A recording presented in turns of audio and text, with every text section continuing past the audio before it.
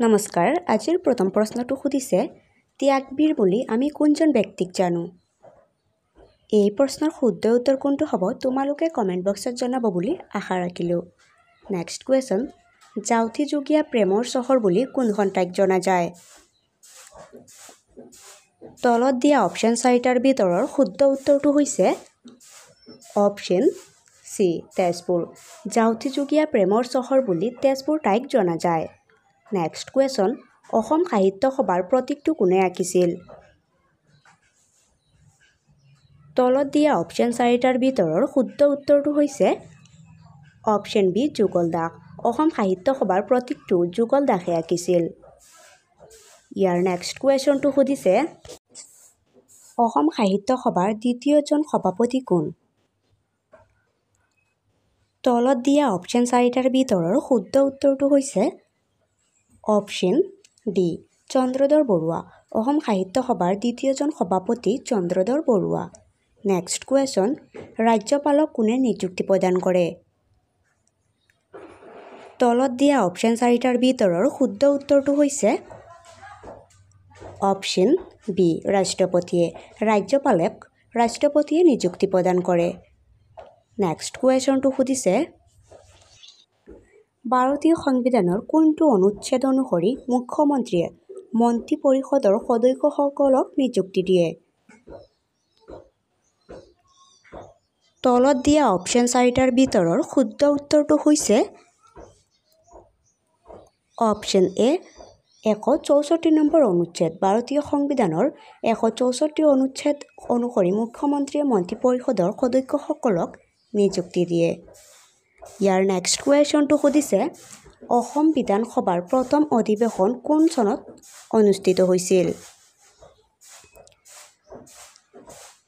তলত দিয়া অপশ্যন 4টাৰ ভিতৰৰ শুদ্ধ উত্তৰটো হৈছে অপশ্যন চি 1937 চনত।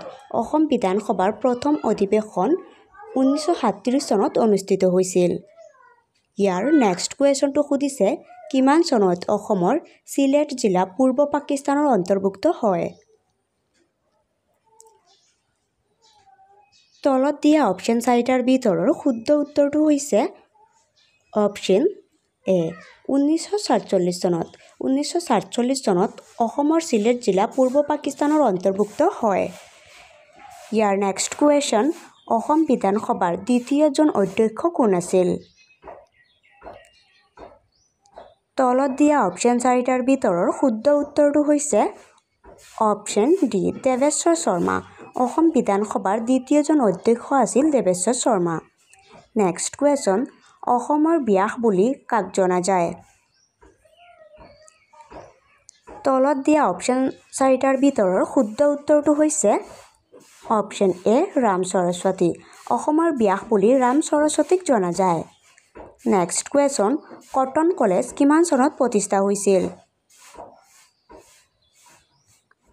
তলত দিয়া অপশ্যন 4টাৰ ভিতৰৰ শুদ্ধ উত্তৰটো হৈছে অপশ্যন চি 1901 চনত। কটন কলেজ 1901 চনত প্ৰতিষ্ঠা হৈছিল। নেক্সট কুৱেশ্যন, পদ্মভূষণ সন্মান লাভ কৰা প্ৰথম অসমীয়া কোন? তলত দিয়া অপশ্যন 4টাৰ ভিতৰৰ শুদ্ধ উত্তৰটো হৈছে অপশ্যন এ অমিয় কুমাৰ দাস। পদ্মভূষণ সন্মান লাভ কৰা প্ৰথম অসমীয়া আছিল অমিয় কুমাৰ দাস। নেক্সট কুৱেশ্যনটো সুধিছে উত্তৰ পূৰ্বাঞ্চলৰ বৃহত্তম ৰাষ্ট্ৰীয় উদ্যানখনৰ নাম কি? তলত দিয়া অপশ্যন 4টাৰ ভিতৰৰ শুদ্ধ উত্তৰটো হৈছে অপশ্যন চি নামদফা ৰাষ্ট্ৰীয় উদ্যান। উত্তৰ পূৰ্বাঞ্চলৰ বৃহত্তম ৰাষ্ট্ৰীয় উদ্যানখনৰ নাম হৈছে নামদফা ৰাষ্ট্ৰীয় উদ্যান। ইয়াৰ নেক্সট কুৱেশ্যনটো সুধিছে মেঘালয়ৰ ৰাজধানী কি? তলত দিয়া অপশ্যন 4টাৰ ভিতৰৰ শুদ্ধ উত্তৰ অপশ্যন এ শ্বিলং। মেঘালয়ৰ ৰাজধানী হৈছে শ্বিলং। নেক্সট কুৱেশ্যন, মীৰ জুমলাৰ লগত কোন পৰিব্ৰাজক অসমলৈ আহিছিল? তলত দিয়া অপশ্যন 4টাৰ ভিতৰৰ শুদ্ধ উত্তৰ অপশ্যন চি চিহাবুদ্দিন তালিছ। মীৰ জুমলাৰ লগত চিহাবুদ্দিন তালিছ অসমলৈ আহিছিল। নেক্সট কুৱেশ্যন, পেৰুৰ ৰাজধানী কি? তলত দিয়া অপশ্যন চাৰিটাৰ ভিতৰৰ শুদ্ধ উত্তৰ অপশ্যন এ লিমা পেৰুৰ ৰাজধানী হৈছে লিমা নেক্সট কুৱেশ্যন ব্ৰিটিছ শাসনৰ বিৰুদ্ধে বিদ্ৰোহ কৰা প্ৰথম আহোম ৰাজকুঁৱৰজনৰ নাম কি তলত দিয়া অপশ্যন চাৰিটাৰ ভিতৰৰ শুদ্ধ উত্তৰটো হৈছে অপশ্যন চি গুমদৰ কোঁৱৰ ব্ৰিটিছ শাসকৰ বিৰুদ্ধে বিদ্ৰোহ কৰা প্ৰথম আহোম কোঁৱৰজন আছিল গুমদৰ কোঁৱৰ নেক্সট কুৱেশ্যন তলৰ কোনখন ব্ৰহ্মপুত্ৰৰ দক্ষিণ পাৰৰ উপনৈ তলত দিয়া অপশ্যন চাৰিটাৰ ভিতৰৰ শুদ্ধ উত্তৰটো হৈছে অপশ্যন ডি বুঢ়ীদিহিং তলৰ বুঢ়ীদিহিং ব্ৰহ্মপুত্ৰৰ দক্ষিণ পাৰৰ উপনৈ নেক্সট কুৱেশ্যন জিএছটি প্ৰথমে কোন দেশত আৰম্ভ হয় তলত দিয়া অপশ্যন চাৰিটাৰ ভিতৰৰ শুদ্ধ উত্তৰটো হৈছে অপশ্যন বি ফ্ৰান্স জিএছটি প্ৰথমে ফ্ৰান্স দেশত আৰম্ভ হয় নেক্সট কুৱেশ্যন অসমত প্ৰথম নৌ বাছৰ চলাচল কেতিয়া আৰম্ভ হয় তলত দিয়া অপশ্যন চাৰিটাৰ ভিতৰৰ শুদ্ধ উত্তৰটো হৈছে অপশ্যন চি 1979 চনত অসমত প্ৰথম নৌ বাছৰ চলাচল 1979 চনত আৰম্ভ হয় ইয়াৰ নেক্সট কুৱেশ্যনটো সুধিছে সৌৰজগতৰ আটাইতকৈ ঠাণ্ডা গ্ৰহ কোনটো তলত দিয়া অপশ্যন চাৰিটাৰ ভিতৰৰ শুদ্ধ উত্তৰটো হৈছে অপশ্যন বি নেপচুন সৌৰজগতৰ আটাইতকৈ ঠাণ্ডা গ্ৰহ হৈছে নেপচুন নেক্সট কুৱেশ্যন 1757 চনত কোনটো ঐতিহাসিক ঘটনা সংঘটিত হৈছিল তলত দিয়া অপশ্যন চাৰিটাৰ ভিতৰৰ শুদ্ধ উত্তৰটো হৈছে অপশ্যন এ পলাশী যুদ্ধ 1757 চনত পলাশীত যুদ্ধ ঐতিহাসিক ঘটনা সংঘটিত হৈছিল ইয়াৰ নেক্সট কুৱেশ্যনটো সুধিছে ভাৰতীয়সকলৰ বাবে স্বৰাজৰ দাবী কৰা প্ৰথমগৰাকী ব্যক্তি কোন তলত দিয়া অপশ্যন চাৰিটাৰ ভিতৰৰ শুদ্ধ উত্তৰটো হৈছে অপশ্যন এ দাদাভাই নৌৰোজী ভাৰতীয়সকলৰ বাবে স্বৰাজৰ দাবী কৰা প্ৰথমগৰাকী ব্যক্তি আছিল দাদাভাই নৌৰোজী নেক্সট কুৱেশ্যন কোন বৰ্ষত আকবৰৰ আৰু হিমুৰ মাজত পানিপথৰ দ্বিতীয় যুদ্ধ সংঘটিত হৈছিল তলত দিয়া অপশ্যন চাৰিটাৰ ভিতৰৰ শুদ্ধ উত্তৰ অপশ্যন ডি 1556 চনত 1556 বৰ্ষত আকবৰৰ আৰু হিমুৰ মাজত পানিপথৰ দ্বিতীয় যুদ্ধ সংঘটিত হৈছিল নেক্সট কুৱেশ্যন আগ্ৰাৰ বিখ্যাত মতি মছজিদ কোনে নিৰ্মাণ কৰিছিল তলত দিয়া অপশ্যন চাৰিটাৰ ভিতৰৰ শুদ্ধ উত্তৰটো হৈছে অপশ্যন এ শ্বাহজাহান আগ্ৰাৰ বিখ্যাত মতি মছজিদ শ্বাহজাহানে নিৰ্মাণ কৰিছিল নেক্সট কুৱেশ্যন বিশ্ব গ্ৰাহক দিৱস কেতিয়া পালন কৰা হয় তলত দিয়া অপশ্যন চাৰিটাৰ ভিতৰৰ শুদ্ধ উত্তৰটো হৈছে অপশ্যন বি 15 মাৰ্চ বিশ্ব গ্ৰাহক দিৱস 15 মাৰ্চ তাৰিখে পালন কৰা হয় নেক্সট কুৱেশ্যন মহাত্মা গান্ধীৰ সমাধি স্থানক কি বুলি জনা যায় তলত দিয়া অপশ্যন চাৰিটাৰ ভিতৰৰ শুদ্ধ উত্তৰ অপশ্যন এ ৰাজঘাট মহাত্মা গান্ধীৰ সমাধি স্থানক ৰাজঘাট বুলি জনা যায় নেক্সট কুৱেশ্যন ব্ৰকেন ইয়ং কোনে ৰচনা কৰিছিল তলত দিয়া অপশ্যন চাৰিটাৰ ভিতৰৰ শুদ্ধ উত্তৰটো হৈছে option C Sarojini Naidu broken young Sarojini নাইডুৱে ৰচনা কৰিছিল নেক্সট কুৱেশ্যন হুৱাংহো নদীখন কোনখন দেশত অৱস্থিত তলত দিয়া অপশ্যন চাৰিটাৰ ভিতৰৰ শুদ্ধ উত্তৰ অপশ্যন বি চীন দেশত হুৱাংহো নদী চীন দেশত অৱস্থিত নেক্সট কুৱেশ্যন ইণ্ডোনেছিয়াৰ মুদ্ৰাৰ নাম কি তলত দিয়া অপশ্যন চাৰিটাৰ ভিতৰৰ শুদ্ধ উত্তৰটো হৈছে অপশ্যন এ ৰুপিয়া ইণ্ডোনেছিয়াৰ মুদ্ৰাৰ নাম হৈছে ৰুপিয়া নেক্সট কুৱেশ্যন কোনজন ৰজাৰ মৃত্যুৰ লগে লগে বৰ্মন বংশৰ অন্ত পৰিছিল তলত দিয়া অপশ্যন চাৰিটাৰ ভিতৰৰ শুদ্ধ উত্তৰটো হৈছে অপশ্যন চি ভাস্কৰ বৰ্মন। ভাস্কৰ বৰ্মন ৰজাৰ মৃত্যুৰ লগে লগে বৰ্মন বংশৰ অন্ত পৰিছিল। ইয়াৰ নেক্সট কুৱেশ্যনটো সুধিছে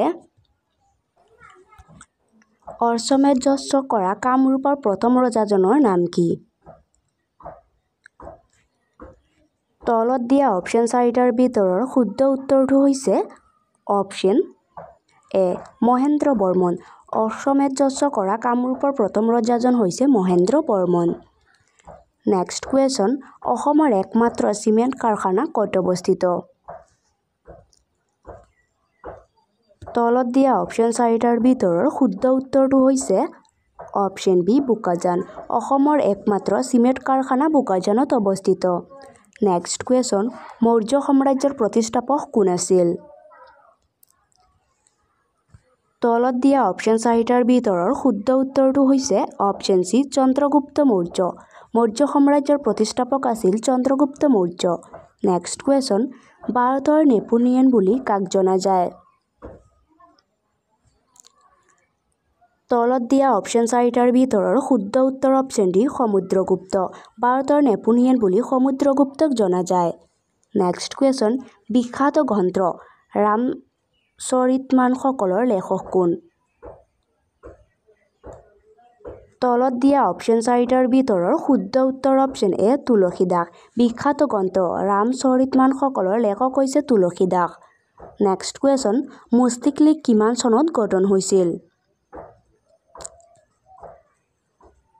তলত দিয়া অপশ্যন চাৰিটাৰ ভিতৰৰ শুদ্ধ উত্তৰ অপশ্যন বি 1906 চনত। মুছলিম লীগ 1906 চনত গঠন হৈছিল। নেক্সট কুৱেশ্যন কোন চনত জালিয়ানৱালা বাগৰ হত্যাকাণ্ড সংঘটিত হৈছিল? তলত দিয়া অপশ্যন চাৰিটাৰ ভিতৰৰ শুদ্ধ উত্তৰটো হৈছে অপশ্যন চি 1919 চনত। 1919 চনত জালিয়ানৱালা বাগৰ হত্যাকাণ্ড সংঘটিত হৈছিল। নেক্সট কুৱেশ্যন বিহাৰৰ ৰাজধানী কি? তলত দিয়া অপশ্যন চাৰিটাৰ ভিতৰৰ শুদ্ধ উত্তৰটো হৈছে অপশ্যন বি পাটনা। বিহাৰৰ ৰাজধানী হৈছে পাটনা। নেক্সট কুৱেশ্যন ত্ৰিপুৰাৰ ৰাজধানী কি? তলত দিয়া অপশ্যন চাৰিটাৰ ভিতৰৰ শুদ্ধ উত্তৰটো হৈছে অপশ্যন চি আগৰতলা। ত্ৰিপুৰাৰ ৰাজধানী হৈছে আগৰতলা। নেক্সট কুৱেশ্যনটো সুধিছে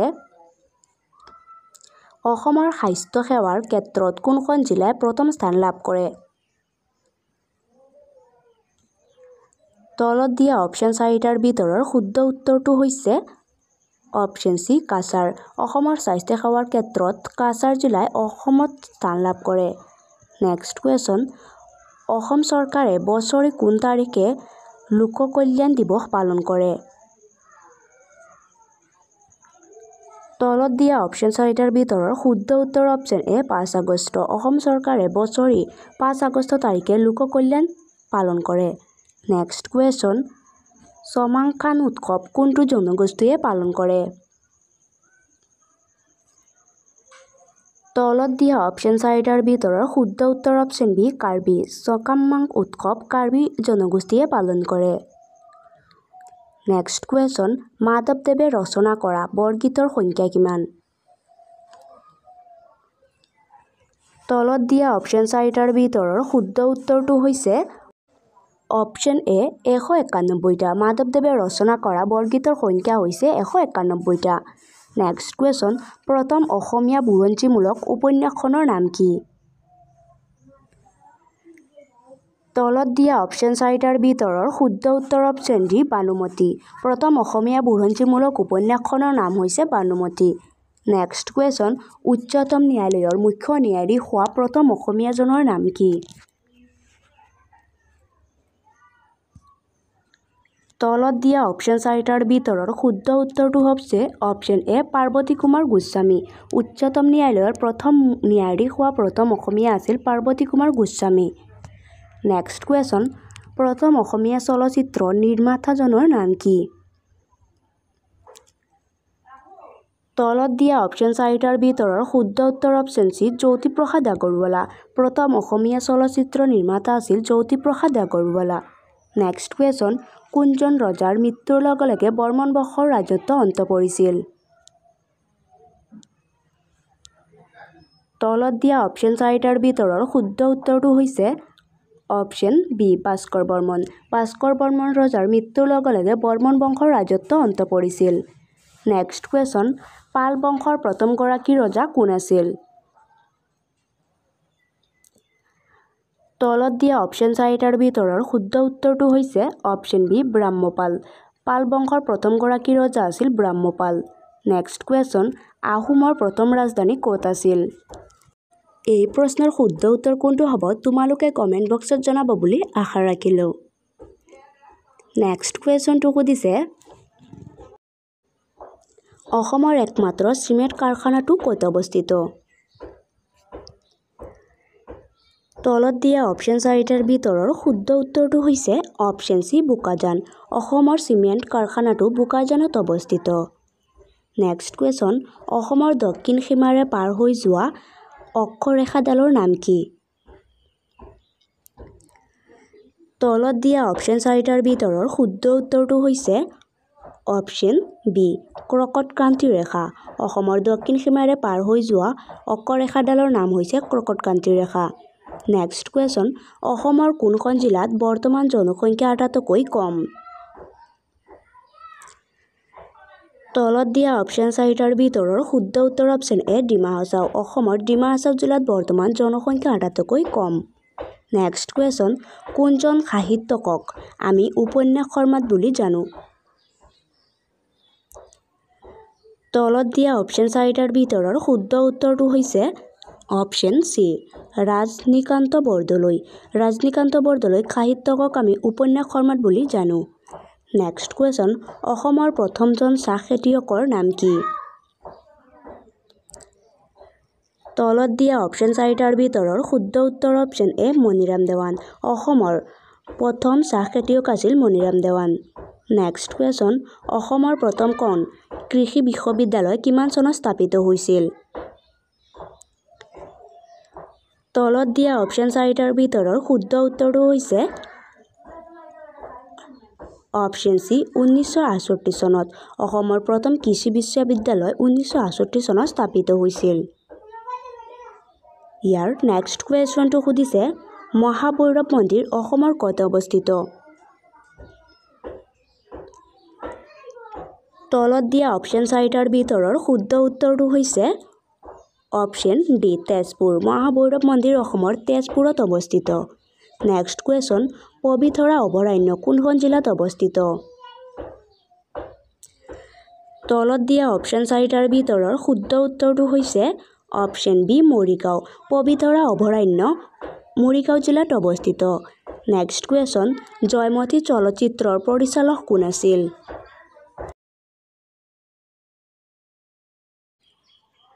তলত দিয়া অপশ্যন চাৰিটাৰ ভিতৰৰ শুদ্ধ উত্তৰ অপশ্যন এ জ্যোতিপ্ৰসাদ আগৰৱালা। জয়মতী চলচ্চিত্ৰৰ পৰিচালক জ্যোতিপ্ৰসাদ আগৰৱালা। নেক্সট কুৱেশ্যন, সখী বেউলা ছবিখনে কিমান চনত মুক্তি লাভ কৰিছিল? তলত দিয়া অপশ্যন চাৰিটাৰ ভিতৰৰ শুদ্ধ উত্তৰটো হৈছে অপশ্যন চি 1954 চনত।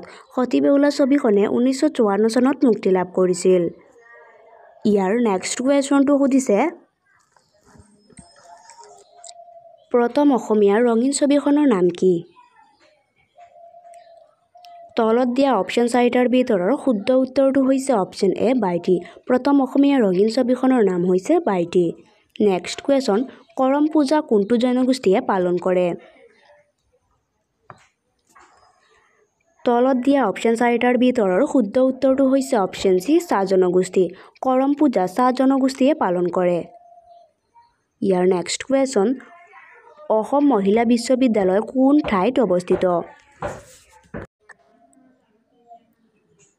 তলত দিয়া অপশ্যন চাৰিটাৰ ভিতৰৰ শুদ্ধ উত্তৰ অপশ্যন বি যোৰহাট। অসম মহিলা বিশ্ববিদ্যালয় যোৰহাট ঠাইত অৱস্থিত।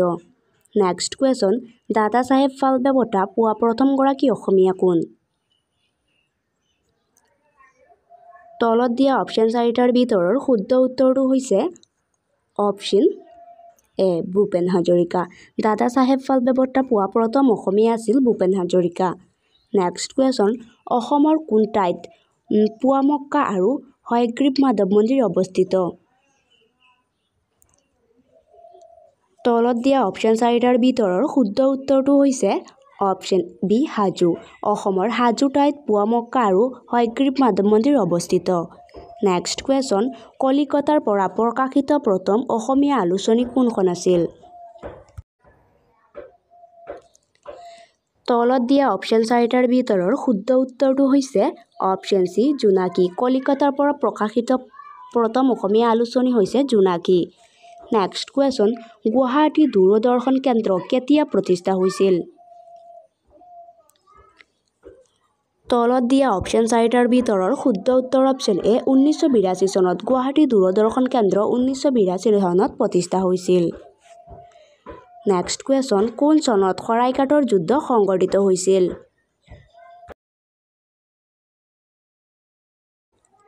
তলত দিয়া অপশ্যন 4টাৰ ভিতৰৰ শুদ্ধ উত্তৰ অপশ্যন বি 1671 চনত। 1671 চনত শৰাইঘাটৰ যুদ্ধ সংঘটিত হৈছিল। নেক্সট কুৱেশ্যন, নৰকাসুৰে কোনটো ৰাজবংশৰ প্ৰতিষ্ঠা কৰিছিল? তলত দিয়া অপশ্যন 4টাৰ ভিতৰৰ শুদ্ধ উত্তৰ অপশ্যন ডি ব্ৰহ্মবংশ। নৰকাসুৰে ব্ৰহ্মবংশৰ ৰাজবংশৰ প্ৰতিষ্ঠা কৰিছিল। নেক্সট কুৱেশ্যন, কুমাৰ ৰজা উপাধি কাক দিয়া হৈছিল? তলত দিয়া অপশ্যন 4টাৰ ভিতৰৰ শুদ্ধ উত্তৰটো হৈছে অপশ্যন বি ভাস্কৰ বৰ্মন। কুমাৰ ৰজা উপাধি ভাস্কৰ বৰ্মনক দিয়া হৈছিল।